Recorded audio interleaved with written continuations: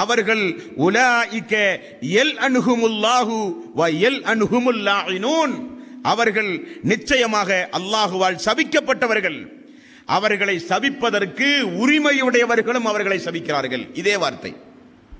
அல்லாஹ்வும் சபிக்கிறான், சபிப்பதற்கு உரிமைப்பட்டவர்களும் சபிக்கிறார்கள்.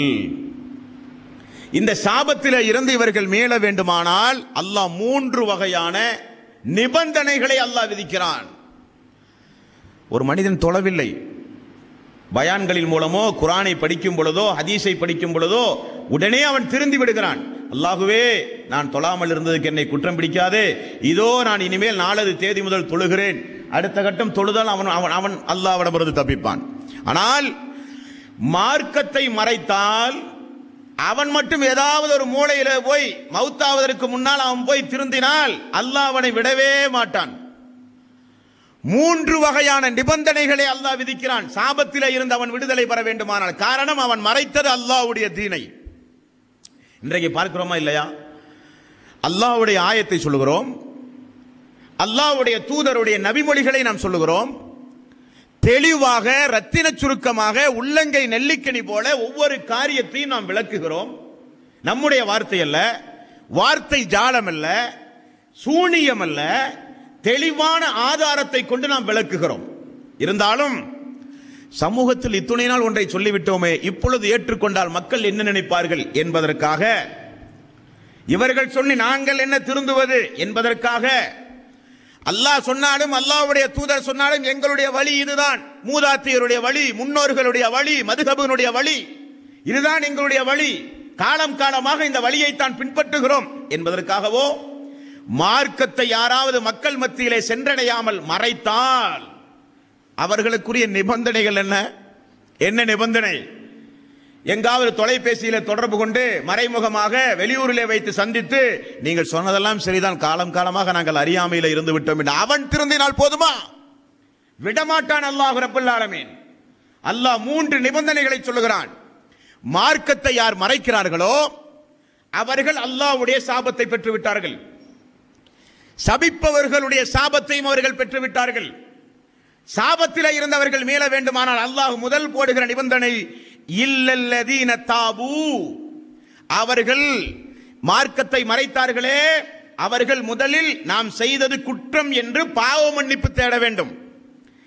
வ அஸ்லஹு வ பய்யனு ஃபஉலாயிக அத்தூபு அலைஹிம் வ அன தவ்வாபுர் ரஹீம். அவர்கள் பாவ மன்னிப்பு தேட வேண்டும் செய்த குற்றத்திற்காக, மார்க்கத்தை மறைத்த குற்றத்திற்காக. இரண்டாவது, அவர்கள் எதை மறைத்தார்களோ அந்த விஷயத்தில் அவர்கள் தெளிவடைய வேண்டும்.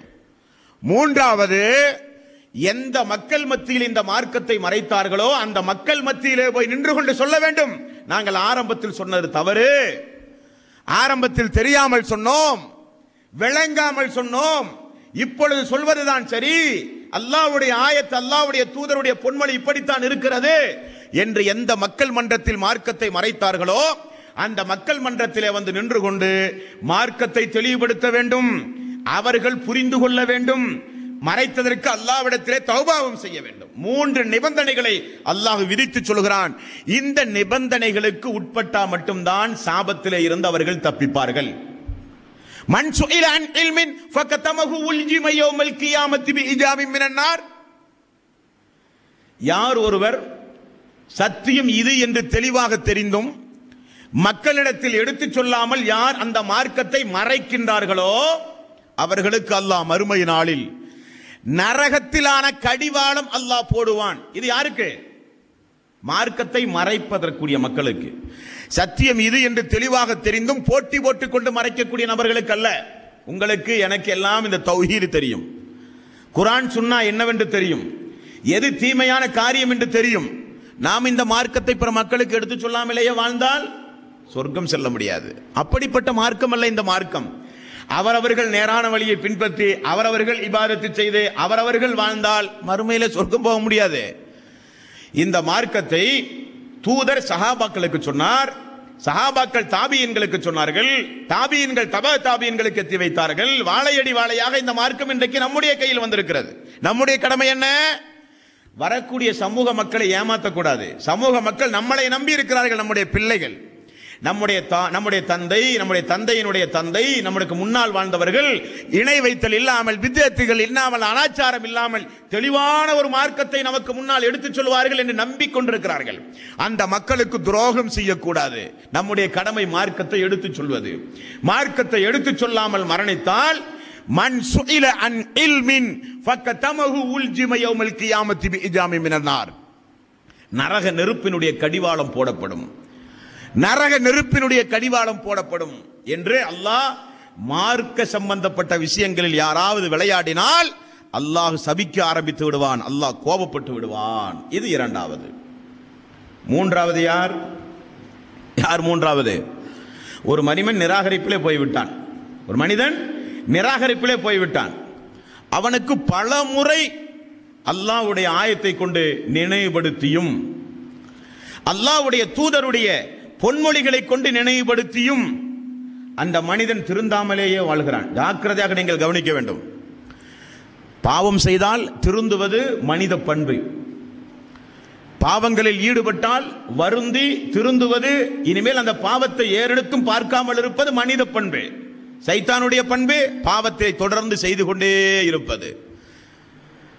யார் நிராகரிப்பில் இருந்து, அந்த நிராகரிப்பிலே இருந்து மீண்டு வராமல் நிராகரிப்பிலேயே தொடர்ந்து இருந்து, கல்லா இதா பலாத்தி தராக்கிய வக்கீல மன்றாட் வல் அன்ன அன்னஹுல் ஃபிராட் வல் தஃபத்தி ஷாக்கு பிஸாக் இலா ரப்பிக யௌமைதினில் மஸாக். உயிர் தொண்டை குழியை அடைந்து துடியாய் துடிக்கக்கூடிய நேரத்தில் அல்லாஹ் கேட்பானே, இந்த நேரத்தில் உன்னை காப்பாற்றுவதற்கு யார் இருக்கிறார் என்கிற அந்த மரண நேரம், சக்கராத்துடைய நேரம்.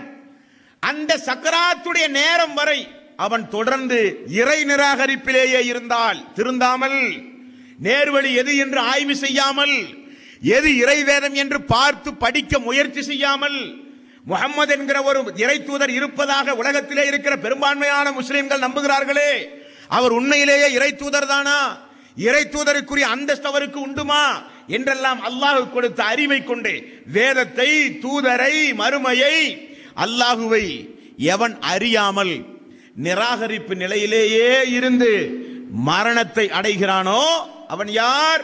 அல்லாஹ்வுடைய சாபத்திற்குரியவன்.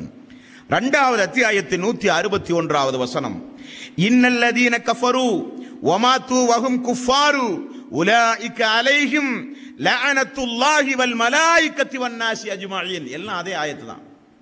யார் இறை நிராகரிப்பிலே மூழ்கி இருந்து அதே நிலையில் எவன் மரணிக்கின்றானோ நிச்சயமாக லஅனத்துல்லாஹி வல் மலாயிகத்தி வன் நாஸி அஜ்மஈன், அவர்களை அல்லாஹ் சபிக்கிறான், மலக்குமார்கள் சபிக்கிறார்கள், சபிக்கக்கூடியவர்களும் இவர்களை சபிக்கிறார்கள் என்றும் அல்லாஹ் ரப்புல் ஆலமீன் எச்சரிக்கையாக சொல்கிறான். அன்பார்ந்த சகோதரர்களே, அப்படியானால் முதலில் நாம் பார்த்தது யாரை? யார் தெளிவான சான்றுகள், வேதம், தூதர், ஈமான், இஸ்லாம், அப்படி இஸ்லாமிய மார்க்கத்தை முழுக்க முழுக்க ஏற்றுக்கொண்ட ஒரு மனிதன் இஸ்லாத்தை விட்டும் இறை நிராகரிப்புக்கு அவன் சென்று விட்டால் அல்லாஹ் சபிக்கிறான், மலக்குமார்கள் சபிக்கிறார்கள், மனிதர்கள் சபிக்கிறான். இந்த அநியாயக்காரனுக்கு அல்லாஹ் நேர்வழி காட்ட மாட்டான். இது முதல் சாரார். இரண்டாவது சாரார் யார்? சத்தியம் இது என்று ரொம்ப தெள்ள தெளிவாக தெரிந்தும் அந்த சத்தியத்தை மக்கள் மத்தியிலே எடுத்துச் சொல்லாமல் யார் மறைக்கின்றார்களோ அவர்களும் அல்லாஹ்வுடைய சாபத்திற்குரியவர்கள். மார்க்கத்தை மறைத்தவர்கள் சாபத்திலே இருந்து தன்னை தற்காத்துக் கொள்ள வேண்டுமானால் 3 நிபந்தனைகள். ஒன்று, செய்த குற்றத்திற்கு பாவ மன்னிப்பு. இரண்டாவது, எது சத்தியமான மார்க்கம் என்பதை படித்து தெளிவடைய வேண்டும். மூன்றாவது, எந்த சமூகத்தில், எந்த மக்களிடத்தில், எந்த குடும்பத்தில், எந்த தெருவில், எந்த ஊரில், எந்த மாநிலத்தில், எந்த நாட்டில் அவன் அந்த மார்க்கத்தை மறைத்தானோ அதே மக்களிடத்தில் போய் திரும்ப அவன் போய் சொல்ல வேண்டும். மார்க்கத்தை மறைத்தவர்களும் அல்லாஹ்வுடைய சாபத்திற்குரியவர்கள். மூன்றாவது, மார்க்கத்தை ஏற்காமல் நிராகரித்த நிலையிலேயே இருந்து ஒரு மனிதன் மரணித்தால் அவனும் அல்லாஹ்வுடைய சாபத்திற்குரியவன். அல்யௌம அக்மல்து லக்கும் தீனக்கும் வஅத்மம்து அலைக்கும் நிஅமதி வரலீது லக்குமுல் இஸ்லாம தீனா. அல்லாஹ் இந்த மார்க்கத்தை முழுமைப்படுத்தி விட்டான். உங்களுக்காக உங்களிடமிருந்து இந்த மார்க்கத்தை அல்லாஹ் அங்கீகரித்து விட்டான். தன்னுடைய அருளை, தன்னுடைய ரஹமத்தை தூதரின் மீது அல்லாஹ் முழுமையாக்கி விட்டான் என்று 5வது அத்தியாயத்தின் 3வது வசனத்தில் அல்லாஹ்